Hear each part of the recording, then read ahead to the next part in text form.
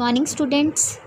पिछली वीडियो में हमने किया था एक्सरसाइज 4.6 का क्वेश्चन नंबर 2। आज हम करेंगे एक्सरसाइज 4.6 का क्वेश्चन नंबर 3। चैप्टर हम कर रहे हैं 4 fractional numbers. Right in increasing order और असेंडिंग ऑर्डर। इंक्रीजिंग ऑर्डर मतलब कि सबसे छोटा, फिर उससे बड़ा, फिर उससे बड़ा, उससे बड़ा, मतलब इंक्रीज़ कैसे हो रहा है। जैसे ये छोटी टर्म है, फिर उससे बड़ी, फिर उससे बड़ी, फिर उससे बड़ी टर्म, ठीक है, फिर उससे बड़ी टर्म, ठीक।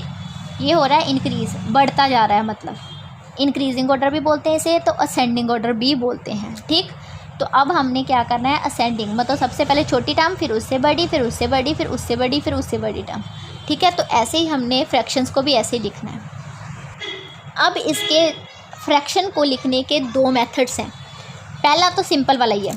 सिंपल वाला है कि अगर डिनोमिनेटर सेम है, सभी का सेम डिनोमिनेटर है, फिर तो हमने कुछ नहीं देखना, सिर्फ हमने कोई आगे सॉल्व नहीं करना, जस्ट हमने देखना है अगर डिनोमिनेटर सेम है तो हमने अगला जो स्टेप है ना वो ऐसे लिख लेना, 12 12 12 12, ठीक। 12 12 लिख लिया डिनोमिनेटर में, जैसे है वैसे ही 1 2 3 4 टाइम्स था, 4 टाइम्स हमने लिख लिया। अब हमने देखना है इसमें से सबसे छोटा कौन सा है, 7 4 1 5, 1 सबसे छोटा है, ठीक है। जो हमने लिख लिया वो 1 नंबर ऐसे ऊपर भी लिख सकते हो, ये हो गया। अब 7 4 5 में से देखो सबसे छोटा कौन सा है, 4, ये 2 नंबर पे यहाँ 4 लिख लिया। अब 7 और 5 में से छोटा कौन सा है, ये वाला, तो ये फिर हमने ये लिख लिया।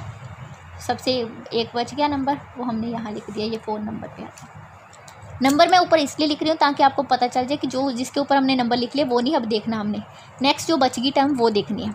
तो ये हमारा आंसर, ये सीधा आंसर आ गया हमारा। 1/4 सबसे छोटी टर्म है, 4/12 उससे बड़ी है, 5/12 उससे बड़ी है, 7/12 उससे बड़ी है। ये तब होगा ऐसे डायरेक्टली अगर डिनोमिनेटर सेम होगा तो। मैं फिर से बोल रही हूँ, अगर डिनोमिनेटर सेम है तो हमने ये बस एक ही स्टेप में ख़त्म है, बस ऐसे बता देना, असेंडिंग ऑर्डर, सबसे छोटा, फिर उससे बड़ा, उससे बड़ा। नेक्स्ट बी पार्ट आ गया अब हमारा। इसका एक तो मेथड मैं आपको ये बता दूँ पहले कि अगर ऊपर वाली टर्म सेम हो, मतलब डिनोमिनेटर सेम हो, तो नीचे वाले डिफरेंट हो, फिर उसका उल्टा पार्ट चलता होता है, जिसे हम सबसे छोटा बोलते हैं, वो होता है सबसे बड़ा। जैसे ये 4 सबसे छोटा दिख रहा है नीचे, बट ये सबसे बड़ी टर्म होगी, जो सबसे बड़ा है वो सबसे छोटी टर्म होगी।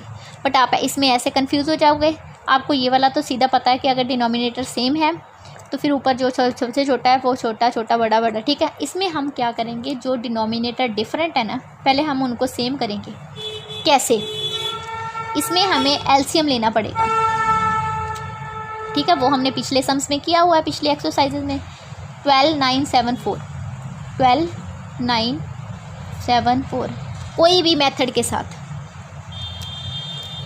जैसे 2 6 12, 9 के 2 के टेबल में 9 तो आएगा नहीं, 7 भी नहीं आएगा, 2 2 4, फिर से 2 3 6, 2 के टेबल में 9 नहीं आएगा, 7 भी नहीं आएगा। तो जो नहीं आता उस टेबल में वो हम एज इट इज़ लिखते हैं, 2 1 2, ठीक।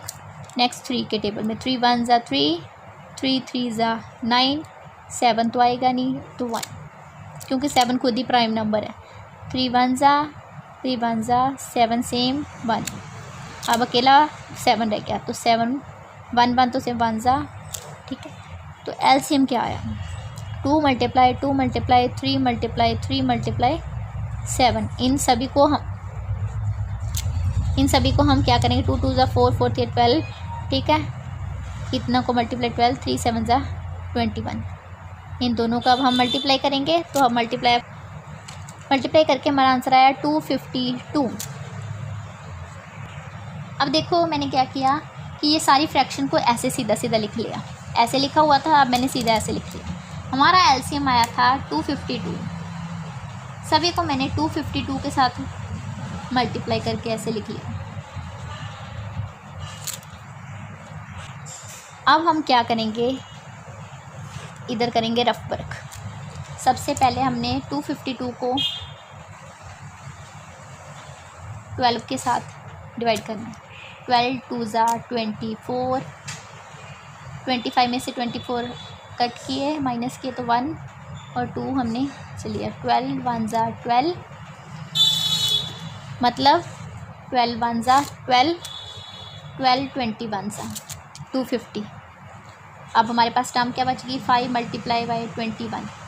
ठीक, 21 को हम मल्टीप्लाई करेंगे 5 के साथ।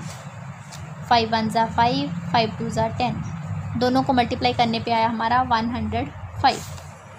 ठीक, सेम वे से हम इसे भी ऐसे कटिंग करेंगे। 252 को देखेंगे 9 से डिवाइड करके ऐसे। 9 1 ज़ा 9, 9 28 ज़ा 252, 5 को 28 से मल्टीप्लाई किया तो 140। सेम वे से हम 252 को 7 से डिवाइड करेंगे। 7 1 ज़ा 7, 7 36 ज़ा 252। आप रफ वर्क में डिवाइड करके देखोगे। 5 को फिर 36 के साथ मल्टीप्लाई किया 180, फिर 4 1 ज़ा 4, 4 63 ज़ा 252, 5 को 63 के साथ मल्टीप्लाई किया तो 315 आ गया। अब इसमें से हमने देखना है असेंडिंग ऑर्डर करना है ना हमने, तो सबसे छोटा देखो इसमें से कौन सा है, दिस वन। उसके आगे ऐसे 1 लिख लो। उससे बड़ा कौन सा है, ये। उससे बड़ा ये, उससे बड़ा ये तो पहले ही सीधा ही है, बिल्कुल सीधा ही लिखा हुआ है उन्होंने। सबसे बड़ी, अब इसमें से सबसे बड़ी फ्रैक्शन कौन सी, ये थी ना फ्रैक्शंस, तो सबसे बड़ी फ्रैक्शन कौन सी है 5/12, 5/9, 5/7, 5/4। ये तो बाय चांस सीधा ही आ गया आंसर। ठीक है, तो कई बार सीधा नहीं होता। ठीक है, हम ये लिख सकते हैं फ्रैक्शंस लिख के, इज़ इन असेंडिंग ऑर्डर। तो ये था हमारा आंसर। अब ये देखो कि जिसका तो डिनोमिनेटर सेम होता है वो तो इजीली एक ही स्टेप में हो जाता है, बट जिसका डिनोमिनेटर डिफरेंट है उसे हम एलसीएम लेने के बाद पूरा सॉल्व करेंगे। देखिए अब सी पार्ट, अब इसमें एलसीएम हमें नहीं लेना पड़ेगा। 11 11 11 11, डिनोमिनेटर सारा सेम है, तो हम क्या करेंगे इसमें स्टेप में 11 11 11 11 सेम लिख लिए। अब सबसे छोटा कौन सा है 3, उसके ऊपर 1 लिख लो, तो ये हमारा हो गया। उसके बाद 4, उसके बाद 6, उससे बड़ा 9, ये 3 नंबर पे था, ये 4 नंबर पे था, तो ये हमारा आंसर आ गया। इसमें हमने कोई एलसीएम लिया, जस्ट एक ही स्टेप में हमारा, जब डिनोमिनेटर सेम हो तब। नेक्स्ट क्वेश्चन डी पार्ट देखो, डिनोमिनेटर सभी के डिफरेंट है। अब इसका मतलब हमें सबसे पहले एलसीएम लेना पड़ेगा। हम 8 12 4 2 का एलसीएम लेंगे, है ना। 2 4 ज़ा 8, 2 6 ज़ा 12, 2 2 ज़ा 4, 2 1 ज़ा 2, 2 2 ज़ा 4, 2 3 ज़ा 6, 2 1 ज़ा 2, 2 1 ज़ा 2। ये हमने एलसीएम ले लिया। सभी को सॉल्व करने के बाद एलसीएम 24 आ गया। अब हमारा एलसीएम 24 आया, सारी फ्रैक्शंस को मैंने ऐसे लिख लिया, और जो हमारे पास एलसीएम आया था उसे हमने मल्टीप्लिकेशन ले ली के साथ लिख लिया। अब ये तो 24 तो छोटी टर्म है, तो हमें वो डिवाइड रफ वर्क में जो हमने पिछले सम में डिवाइड रफ वर्क में किया था ना, वो हमें करने की ज़रूरत नहीं पड़ेगी, हम सीधा ही कर सकते हैं। जैसे 8 1 ज़ा 8, 8 3 ज़ा 24, 7 मल्टीप्लाई बाई 3, 7 3 ज़ा 21। सेम वे से ये सारे करने हमने। 12 1 ज़ा 12, 2 ज़ा 24, 7 2 ज़ा 40, 4 1 ज़ा 4, 6 ज़ा 24, 7 6 ज़ा 42, 2 1 ज़ा 2, 12 ज़ा 24, 7 12 ज़ा 84। वो हमने चेक करना है इसमें से सबसे छोटी टर्म कौन सी है 14, सेकंड उससे बड़ा 21, उससे बड़ा 42, उससे बड़ा 84। अब हम उसी तरह, ये फर्स्ट नंबर था 7/12, 7/12 comma 2 number 7/8, 3 number 7/4, 4 number 7/2 are in ascending order. ये हमारा आंसर। इस एक्सरसाइज का ये लास्ट सम है, तो ये मैं आपको एक और मेथड के साथ बता देती हूँ। अगर डिनोमिनेटर सेम हो तब हमने डायरेक्ट कैसे करना है। वैसे तो मैंने बीच में एक बार बताया भी था। एक तो ये वाला मेथड है, सेकेंडली मेथड ये है ये है कि असेंडिंग ऑर्डर में हम क्या देखते हैं, सबसे छोटा फिर उससे बड़ा फिर उससे बड़ा फिर उससे बड़ा, ये देखते हैं। अब हमने क्या करना है, अगर पहले ऐसे लिख लेना, जो सेम है ना वो हमने रख लिया। अब क्या करना, नीचे डिनोमिनेटर, इसमें उल्टा होता है। अगर जो सबसे बड़ी टर्म है 15 17 सबसे बड़ी है, इट मीन्स ये सबसे छोटी फ्रैक्शन बनेगी, ये हो गया।